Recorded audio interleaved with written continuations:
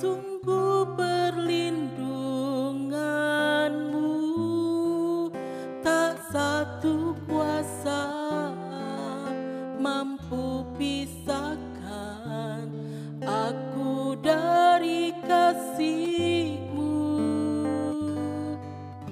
Bapa, ajarku selalu hormati-Mu, ajarku turut perintah-Mu, berikan ku hati untuk menyembah-Mu dan bersyukur setiap waktu, seperti Bapa sayang anaknya, demikianlah Engkau mengasihiku.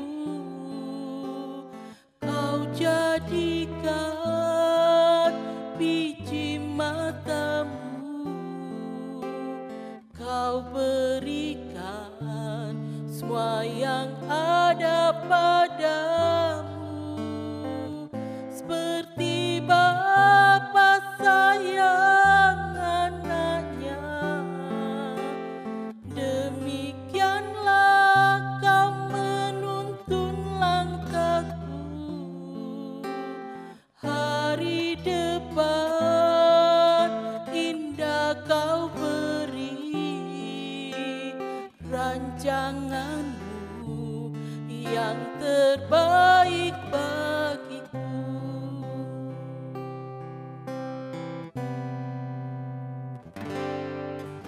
Bapa, besar sungguh kasih setia-Mu,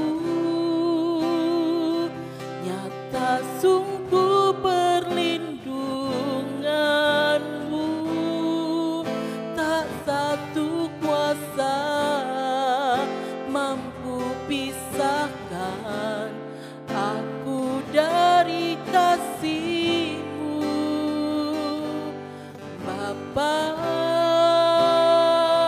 ajarku selalu hormati-Mu, ajarku turut perintah-Mu, berikan ku hati untuk menyembah-Mu dan bersyukur setiap waktu,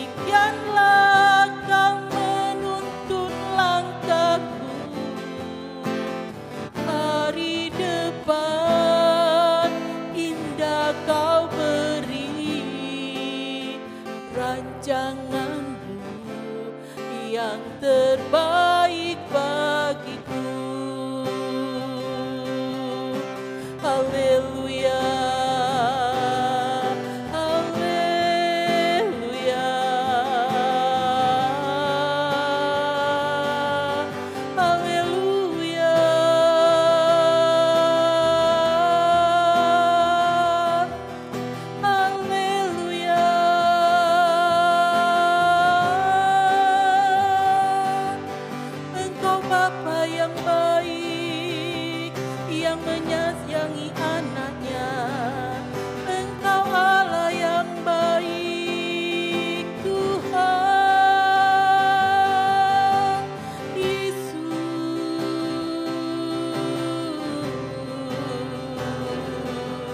Haleluya.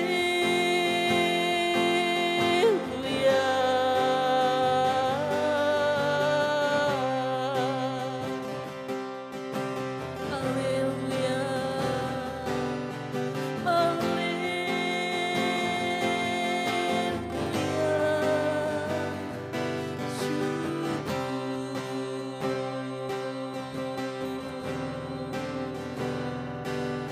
Syukur Yesus.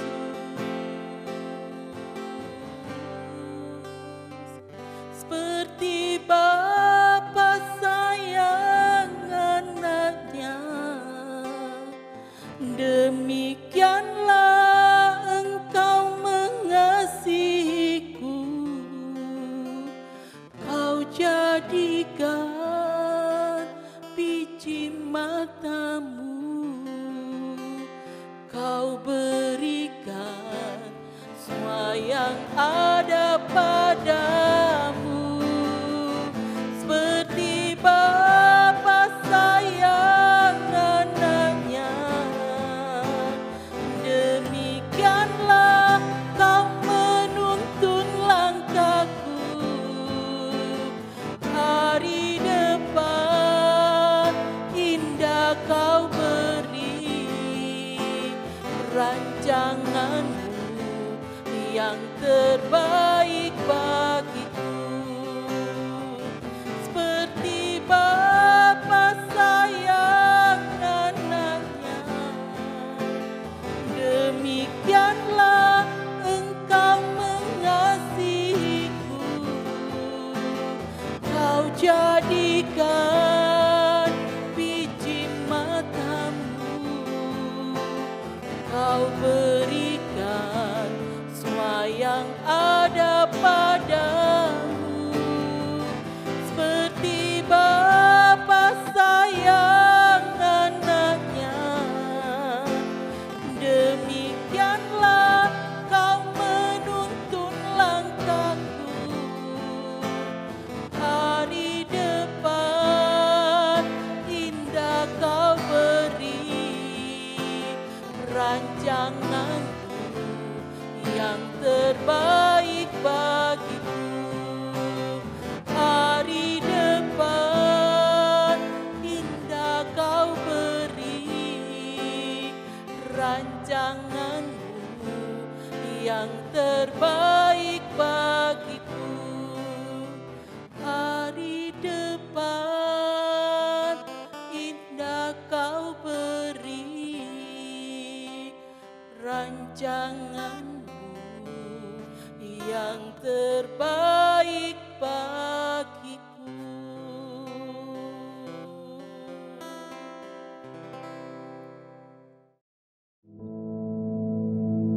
Our Father, which art in heaven, hallowed be Thy name.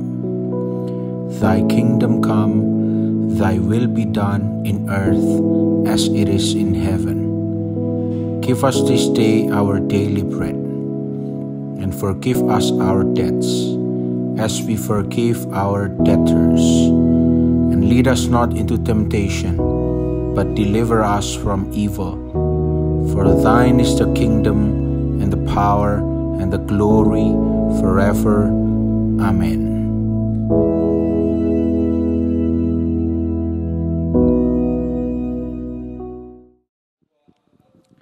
Shalom, puji nama Tuhan, selamat pagi saudara-saudara seiman semuanya.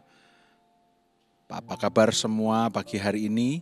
Sebelum kita beraktivitas, mari sejenak kita renungkan kebenaran firman Tuhan. Ya, mungkin pagi hari ini saudara baru membuka mata, dan pada saat saya sekarang sedang take rekaman ini sedang ditemani hujan yang sendu. Jadi suasananya dingin, nyaman ya. Puji Tuhan, Allah kita Allah yang baik. Nah, mari saat ini kita belajar kebenaran firman Tuhan. Kita buka di dalam Amsal pasal 23 Amsal pasal 23 ayat 17 sampai 18.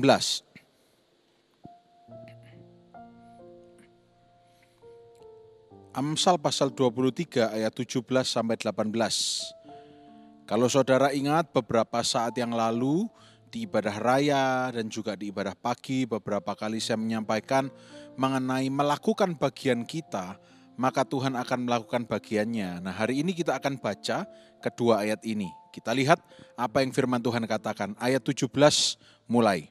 Ya. 1, 2, 3. Janganlah hatimu iri kepada orang-orang yang berdosa, tetapi takutlah akan Tuhan senantiasa. Ayat 18. Karena masa depan sungguh ada dan harapanmu tidak akan hilang. Amin. Nah, sampai di sini dulu. Hari ini kita belajar bagian yang perlu kita lakukan dan yang tidak perlu kita lakukan. Ayat 17 mengajarkan kepada kita, janganlah hati kita iri kepada orang-orang yang berdosa. Nah, saudaraku, masalahnya begini. Kita hari-hari ini seakan-akan dibutakan atau tidak jelas melihat mana orang yang berdosa, mana orang yang tidak berdosa. Nah, oleh karena itu secara garis besar, puji Tuhan kalau kita mungkin tahu orang itu melakukan dosa dan mungkin sangat diberkati, saya pengen seperti dia. Ternyata dia orang berdosa, puji Tuhan kalau tahu. Tapi kalau kita tidak tahu, bagaimana? Nah, pada intinya begini, intinya jangan kita iri. Seperti kata 10 perintah Allah, janganlah mengingini harta atau benda milik tetanggamu atau temanmu atau siapapun. Ya, tidak perlu iri, tidak perlu iri. Ya, karena kalau memang itu bagiannya yang didapatkan dengan kerja keras dan ucapan syukur, yaitu berkatnya dia. Bagi kita, saya dan saudara, pasti akan ada hari depan yang penuh dengan harapan. Pasti ada yang baik luar biasa disediakan oleh Tuhan bagi kita semua. Ya, jangan kita iri kepada orang yang berdosa. Hari-hari ini kalau kita nonton berita, ya, kita lihat bahwa ternyata memang banyak yang kelihatannya wah gitu ya. Bahkan banyak yang mengkritik. Saya tidak akan terlalu mau masuk dalam dunia politik dan news entertainment. Tetapi kita bisa lihat sendiri bahwa ternyata yang dibangga-banggakan, ternyata memang bukan hasil sesuatu yang baik gitu ya. Makanya tiwas kita iri bahasa Jawa Timurnya ya. Terlanjur sudah iri, terlanjur sudah mengingini. Oleh karena itu kita belajar dari firman Tuhan. Lalu kalau kita tidak boleh iri, maka bagian kita apa yang harus kita lakukan? Nah, kalimat berikutnya di ayat 17 dikatakan apa? Tetapi takutlah akan Tuhan senantiasa. Itu saja bagian yang perlu kita lakukan. Senantiasa takut akan Tuhan. Firman Tuhan juga mengatakan, akuilah dia dalam segala lakumu, maka dia akan meluruskan jalanmu. Senantiasa takut akan Tuhan. Dalam perkara kecil yang dilakukan, lakukan dengan penuh takut akan Tuhan. Misalnya ada yang menawari, Pak, bagaimana? Ini ada tambahannya loh, tapi ini agak tidak legal gitu ya. Mungkin tidak seberat narkoba atau apa, tapi main kecil-kecilan. Kalau kata orang Jawa itu ceperan, ada ceperannya. Ya apa Pak? Kalau resmi tidak apa-apa, tapi ini agak tidak resmi Pak. Tapi ya sudah, tidak ada yang bisa tahu lah. Nah saudara, itu adalah integritas kita dipertanyakan. Apakah kita tetap mau takut akan Tuhan senantiasa walaupun nampaknya harus berkorban, atau kita mau mengalah kepada keadaan karena kita kepepet. Nah, ini bukan kata saya, ini bukan nasihat saya, tetapi ini firman Tuhan yang mengatakan, loh tapi saya perlu kepepet Pak, karena saya ini butuh supaya saya cepat kaya, supaya saya ini cepat mentas dari kemiskinan. Yang saya percaya saudara, Tuhan itu menciptakan kita semua didesain untuk hidup berkemenangan dan berkelebihan di dalam berbagai hal.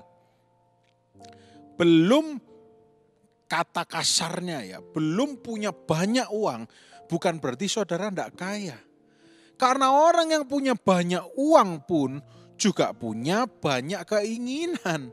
Jadi standarnya bukan di sana.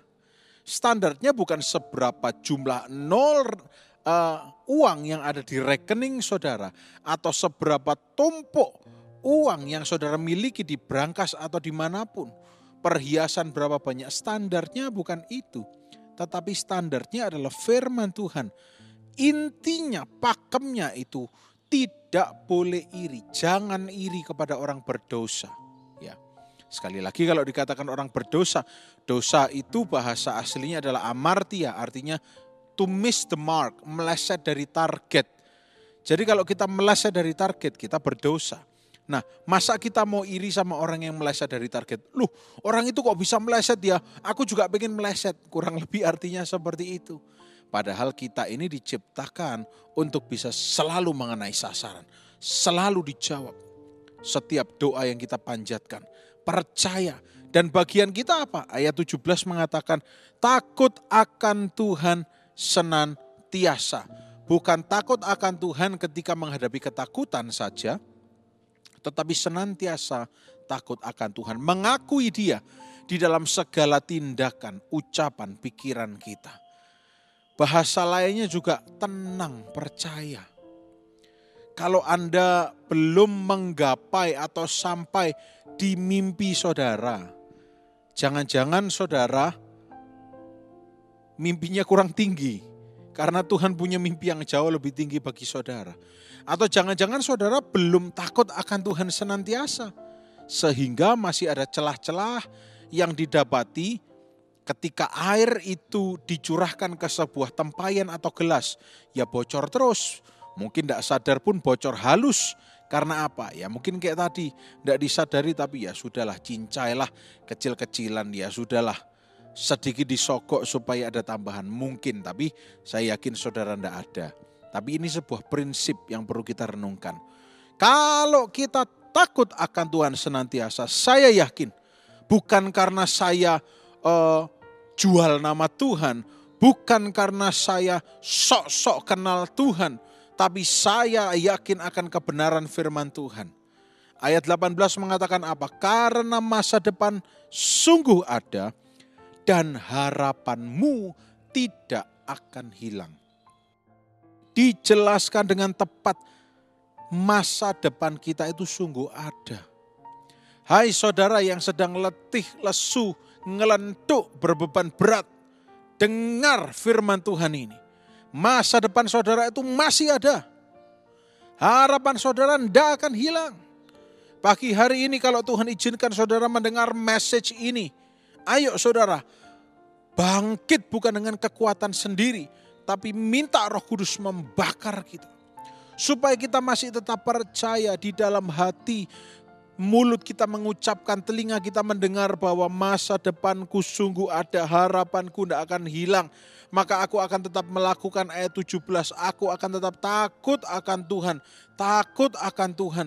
Walaupun dicibir orang, ya sudah aku tetap takut akan Tuhan. Aku nurut, aku melakukan bagianku. Karena aku percaya harapanku tidak akan hilang. Karena aku percaya dengan kesetiaanku selama ini yang mungkin orang tidak lihat, Tuhan lihat.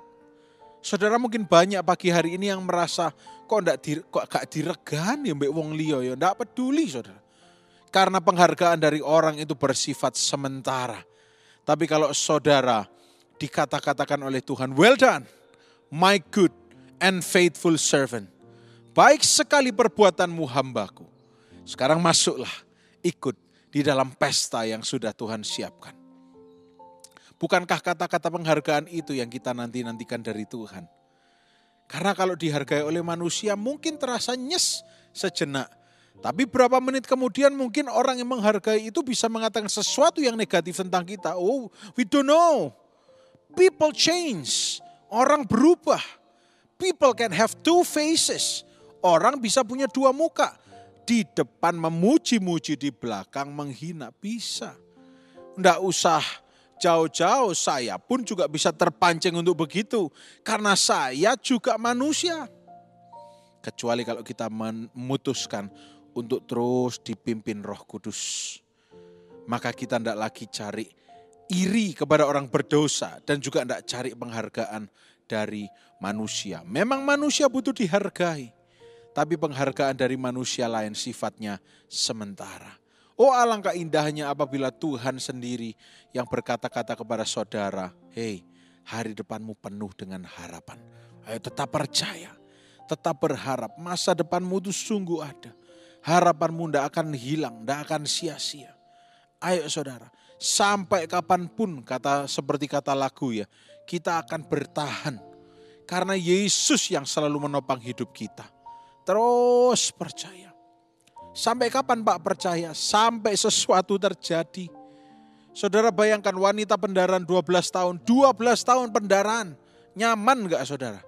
Tapi ketika suatu saat itu Tuhan Yesus lewat. Wanita itu dengan percaya. Dengan takut akan Tuhan.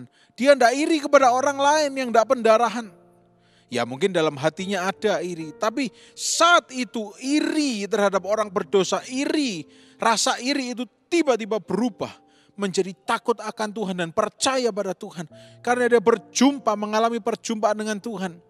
Dan pada saat itu dia mengatakan, asal ku jamah jubahnya saja, pasti aku akan sembuh. Itu sebuah pengharapan. Dan pengharapan itu tidak hilang kalau bersama Tuhan Yesus.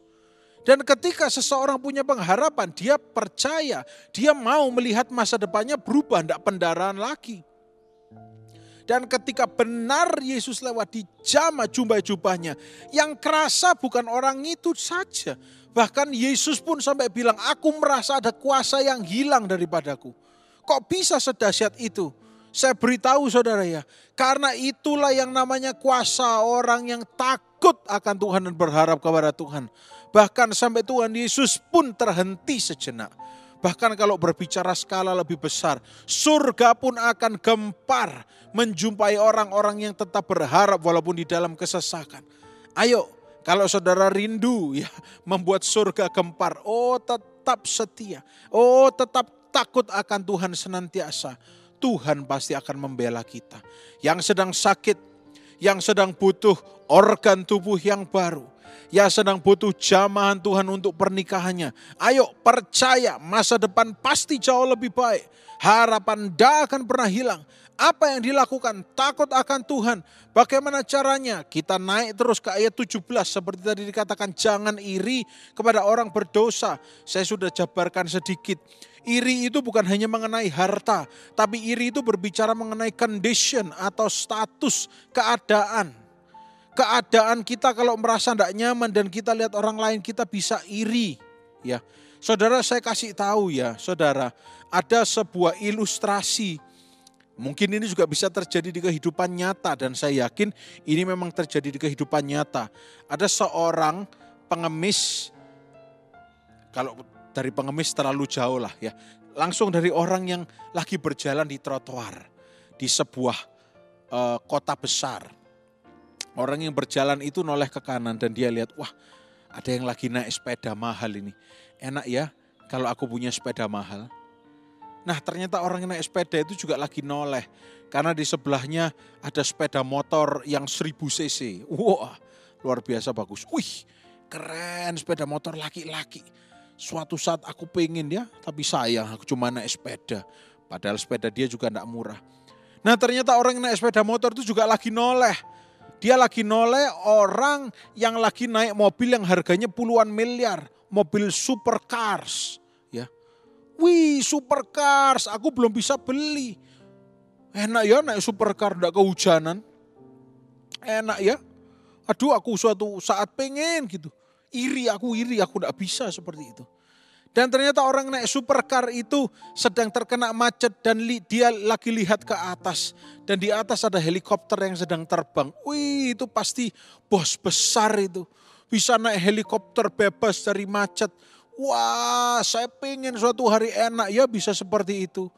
Dan ternyata saudara yang lagi naik helikopter itu adalah seorang atlet yang sangat terkenal. Dan atlet yang sangat terkenal itu tahu lagi lihat kemana. Lagi lihat ke bawah, lagi lihat orang-orang yang sedang berjalan di trotoar. Dan atlet itu bilang, aku sudah tidak punya lagi yang namanya privacy. Aku tidak bisa kalau suruh jalan kayak gitu pasti dikerumuni banyak orang. Aku pengennya seperti orang jalan di trotoar. Intinya apa? Tidak ada orang yang puas di dunia ini. Mau sekaya apapun pasti lihat ke bawah. Mau sekekurangan apapun pasti kepingin. Intinya apa? Rasa iri ini loh yang harus dihapuskan. Karena di dalam Tuhan kita harus bersyukur, merasa semuanya cukup. Kita merasa cukup karena yang kita terima itu bukan sekedar harta dunia yang bisa dimakan oleh ngengat. Tapi apa yang kita terima sebagai ayat penutup? Coba kita buka Ibrani 12 ayat 28. Ibrani 12 ayat 28. Nah, kalau saudara bisa lihat di layar saudara, ayo kita baca sama-sama ayat ini. Ibrani 12 ayat 28. 1, 2, 3. Jadi karena kita menerima kerajaan yang tidak tergoncangkan, marilah kita mengucap syukur dan beribadah kepada Allah menurut cara yang berkenan kepadanya dengan hormat dan takut. Nah, apa yang kita terima saudara? Kerajaan yang tidak tergoncangkan. Artinya apa? Mau bumi gonjang-ganjing, kita tetap aman. Masa depan kita sungguh ada. Harapan kita tidak akan hilang. Karena yang menjamin kita bukanlah perusahaan atau badan atau organisasi bentukan manusia yang suatu saat bisa berbuat curang, bisa bangkrut, bisa menipu dan sebagainya. Tetapi yang menjamin kita adalah kerajaan yang tidak tergoncangkan. Oleh karena itu yang masih berharap, terus berharap. Apa harus 2 sampai 12 tahun seperti wanita itu? Kita tidak tahu dan kita selalu percaya dari mulut kita berkata, aku percaya besok aku akan sembuh. Besok belum sembuh, katakan lagi aku percaya besok aku akan sembuh. Ketika hati mulai tawar, bangun lagi iman saudara, aku percaya besok aku lihat mujizat Tuhan. Mungkin kelihatannya belum sembuh, tapi aku percaya sedang Tuhan sembuhkan. Karena seperti yang pernah saya bagikan, kalau saudara punya bunga yang hidup dan saudara potong untuk sampai beberapa hari ke depan, kalau saudara letakkan di pot vas yang ada airnya, kelihatannya tetap hidup, tapi sebetulnya sudah mati. Hanya tinggal tunggu waktu, it's just matter of time. Saya pernah bagikan ini di ibadah Touch of Heaven. Saudara, iman saudara, kepercayaan saudara, harapan saudara bukan berarti tidak ada artinya. Kalau saudara takut akan Tuhan, saudara katakan aku sembuh, aku sembuh. Sesungguhnya kesembuhan itu sedang berjalan ke arah saudara. Kalau saudara dengan setia mengikut Tuhan dan saudara katakan aku percaya aku akan diberkati untuk menjadi berkat. Sesungguhnya berkat Tuhan itu sedang menuju saudara dan sudah terjadi. Hanya jangan sampai kita lupa bersyukur. Hanya jangan sampai kita ini jadi lemah, letih, lesu dan meninggalkan Tuhan. Mari saat ini terima kerajaan yang tidak tergoncangkan. Dan apa yang harus kita lakukan? Marilah kita mengucap syukur seperti saudara pada hari ini. Dan beribadah kepada Allah menurut cara yang berkenan kepadanya.